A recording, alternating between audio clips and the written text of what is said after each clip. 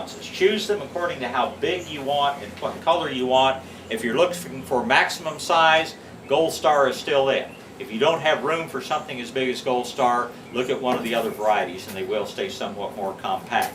But absolutely wonderful plant. Full sun. Full sun. They'll grow in the shade, but you won't get nearly as many flowers. Esperanza, of course, means hope. Have no idea how this plant got that name. Anybody know where the name Esperanza came from for this plant? I'll find somebody who knows one day. Okay, here is another plant gaining in popularity as it should. We've talked about it for years and finally gotten the growers producing a fair amount of it. Botanically, it's called Galfemia. Commonly, I've heard it called yellow plumbago. Why, I don't know. It didn't even look like a plumbago to me. But the name you will most likely see it under is Thryalis, T-H-R-Y-A-L-L-I-S. Again, where you have a sunny yard, I think this is one of the most outstanding plants that you can grow because nothing seems to bother it. It will freeze down in the winter and come back out. It didn't freeze much last year, but it just blooms all the time. It would be very odd to have any time of the summer that you didn't have several hundred flowers open on this plant. Now, size-wise, in a year's time, it's going to get about 4 feet tall and about this big around. So be sure you've given it room to grow. But again, trouble-free, drought-tolerant once established, blooms all the time, doesn't seem to have any insect problems whatsoever. Granted, the individual flower is not real big and showy, but I don't know why this plant isn't growing all over the place. It's again, one of those really, really easy tropicals that deserves a whole lot more attention. Thryalis is its botanical name. Or not its botanical name, its common name. Galfemia is its botanical name. Oh gosh, other things to talk about. Interesting tropical vine where there have been some improvements made. Common name for this is bleeding heart. As you can see, the white with the red center to it. If you're going to call it by that name, call it bleeding heart vine, because there is a plant called bleeding heart grown in the northern part of the country, Dicentra, and there are dozens of varieties of it. You'll see it in every perennial catalog. It does miserably here. It might survive for a year. But this is the form of, quote, bleeding heart that does really well. Botanically, it is a clerodendron. Clerodendron is a huge genus of plants, some of which are bushy, some of which are vining. But the advance in this particular plant is that it also, we seem to have day neutral forms now. It used to be one that the only time you ever saw it in bloom was in the fall. But we're getting varieties now that tend to bloom almost all summer long. It is a vine. It does grow as a vine. You can grow it as a hanging basket if you like. But if you put it in a pot or if you put it in the ground, give it a trellis or something to grow on. Otherwise, it will just, kind of go every which direction. But again, tropical, cold hardy to about 28. I've known people that have grown these on trellises that froze down in the winter, came back out the next year without any problem. But again, it's just such a striking flower that I think it's very worthwhile growing.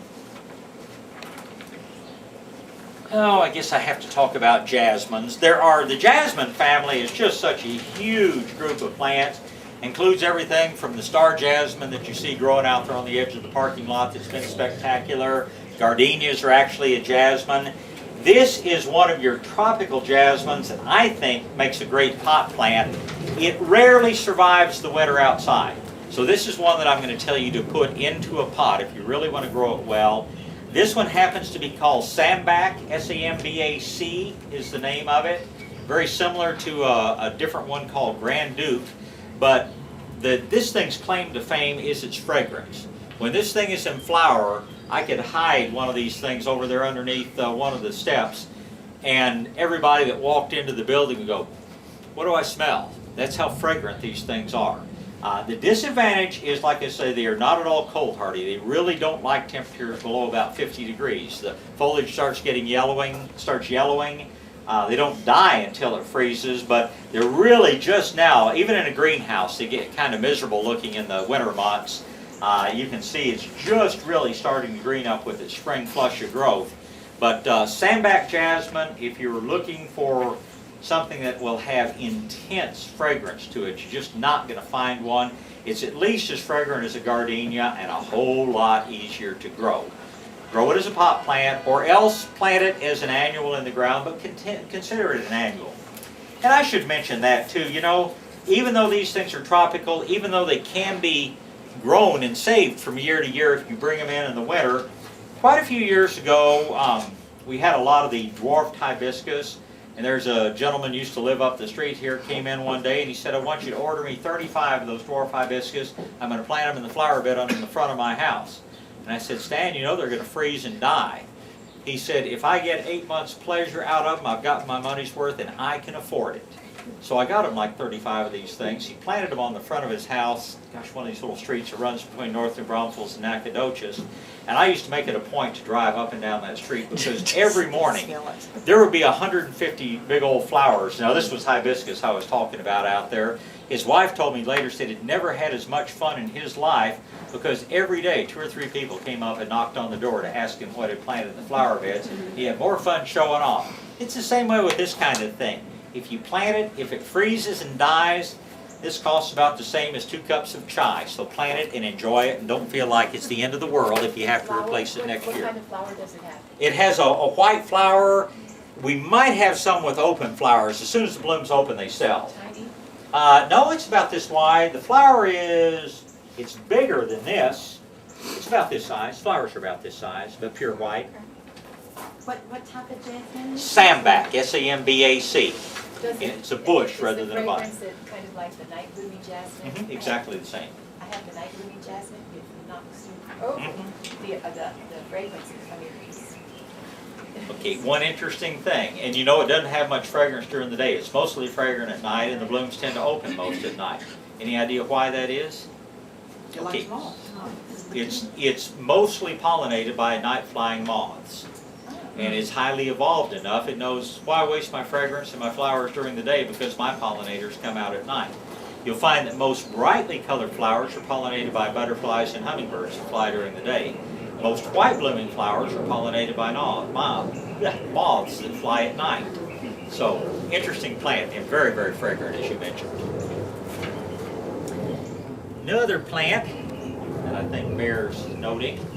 This is a little plant they call a boutilon or Chinese lantern, also known as flowering maple. The only relation to the maple is the shape of the leaf.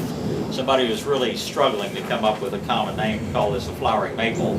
But the blooms are like little hanging Chinese lanterns, and that's where the name comes from. I had not paid a whole lot of attention to this plant until a few years ago. I was visiting some friends, and they had one of these things growing in their courtyard. It was about 8 feet tall and 6 feet across and had about 2,000 flowers open on it and was spectacular. They apparently grow a good deal of them south of the border where they call it a boutilon. But if you're looking for a bushy plant with interesting flowers, these may be orange, they may be pink, they may be white, they may be yellow. They come in a range of colors. There is a new series of these, and we'll see if any of our growers decided to grow them this year, because they take a little bit to get them really well established. But there is a trailing form of this plant that has a somewhat bigger flower that actually makes a pretty hanging basket plant. But a boutilon or Chinese lantern is, again, a plant worth knowing about.